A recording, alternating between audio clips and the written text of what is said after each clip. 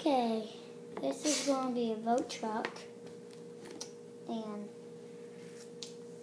we're going to get you can get a Lego or a stuffed animal as small as this.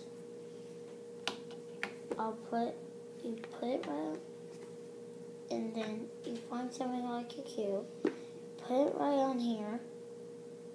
First you have to get a truck and measure it, and then you put some tape, a huge tape on there.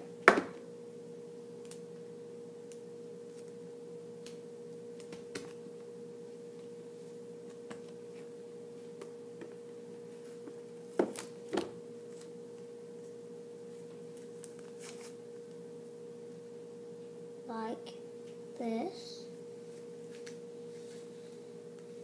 Like it right in the tummy, and put it down on a thing something like a boat. Then the second thing is you put it like this. Then there we go.